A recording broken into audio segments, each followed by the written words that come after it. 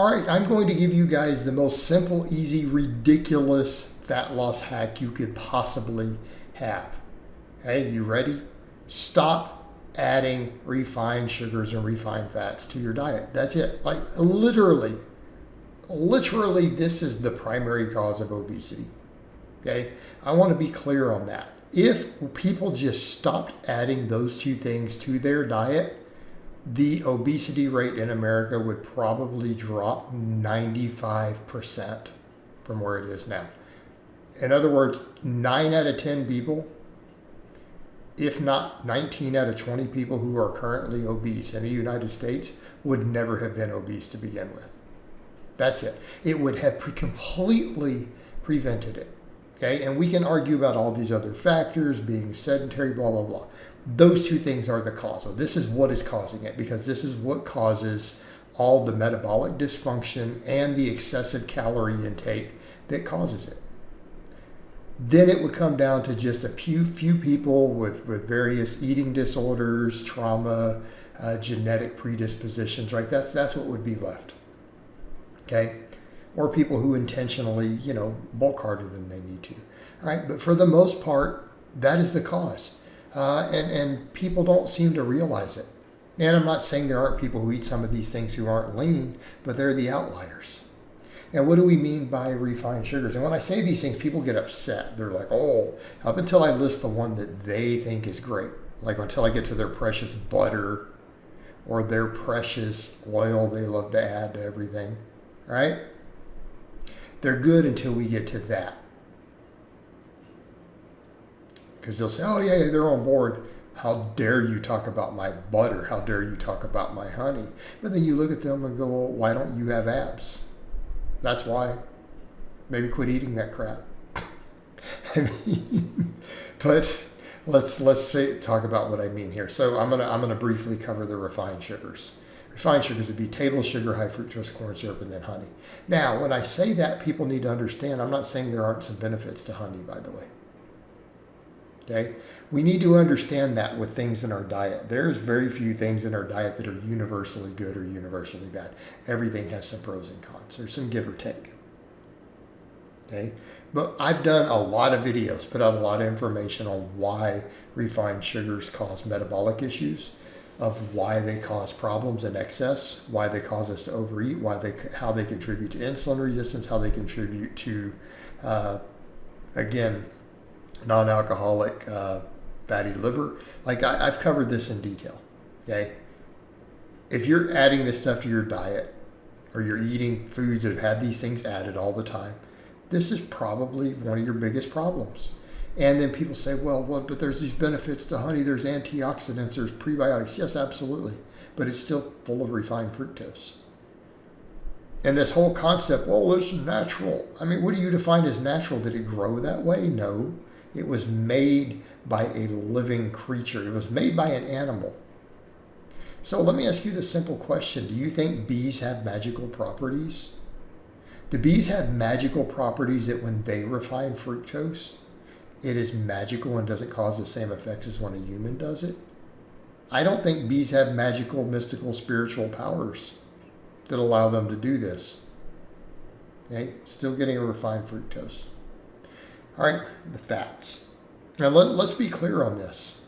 There are fatty acids that are beneficial for us to consume even in a refined form, right? Most polyunsaturated fats, omega-3 and omega-6, have health benefits. Absolutely. Even in a refined form. But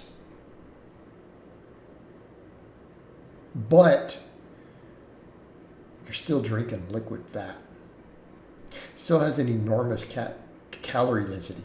Fat is the only thing that we store in our body to any significant degree as body fat. It's the only thing we store subcutaneously. That has been confirmed. We never store sugars or carbohydrates under our skin. So let's be clear on that. You don't have any documentation of it ever having happened in the lab. And when we study it closely, we find it doesn't happen. The trace amounts of those that get stored are around your organs. It's not under your skin. So every single drop of fat on your body under your skin came from fat. And I'm not saying there aren't a lot of benefits to eating higher healthy fats. There can be. I eat plenty of it. but you are literally just adding refined fats to your diet. Okay, I think olive oil has a lot of health benefits, but if you are struggling with weight loss, if you're struggling with body fat, and you're like, I just can't seem to lose the body fat I want, I'm gaining body fat, and you're adding olive oil to everything, you may want to factor in that all those beneficial polyphenols and antioxidants and that good stuff in that olive oil may be being outweighed by the fact that you're consuming a bunch of extra fat calories in a liquid form that's easy, more palatable, higher calorie density, okay? Then it might be too much, and it might be blunting your problem. It might be stopping you from losing the body fat that you want. All right? So people want to add all these extra oils, and I mean, again, even if they're healthy, you're still adding a lot of fat calorie density to your diet. And if you're not burning through it, you see where we're going, it's a problem. Now, it may be improving your lipid profiles. It may be even improving your insulin system. It might be doing some good stuff, but it's not helping you burn body fat at that point. All right, butter. This one's an easy one. Quit adding butter. Butter. People can argue all they want. The data shows you butter is trash. We know what it does in the body. It's junk food. You can argue all you want about how natural it is, or people's arguments, oh, it's better than seed oils. Well, that's not what the data shows. The data shows it's worse, but that's okay. Notice I just told you not to eat the seed oils too, so don't jump up and say, how dare you tell us to eat those instead of butter. No, I'm telling you, your dumbass needs to not eat either one if you're struggling with body fat. If you can't see your six-pack, you don't need to be eating either one of these things. I mean, common sense here, people. But butter can hurt insulin sensitivity, hurts lipid profile. It's just you're creating a refined fat. And no, it's not found in nature. There's no butter found in nature. At no point in the natural order of things is all the fat separated from milk and all the protein and magnesium and calcium removed because you skimmed off just the fat from the top and then churned it and emulsify it to make it digest faster. Okay?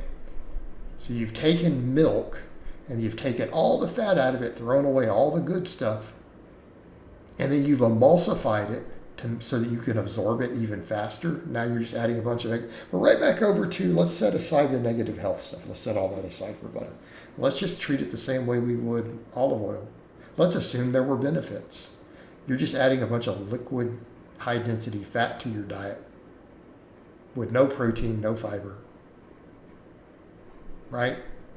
And then you wonder why you're struggling to see your abs. All right? Or you wonder why you're struggling to not be 50 pounds overweight. I have your answer right there. All right, guys, but that's really all I have to say on that today. I hope it's been informative, and I'll talk to you guys and gals next time.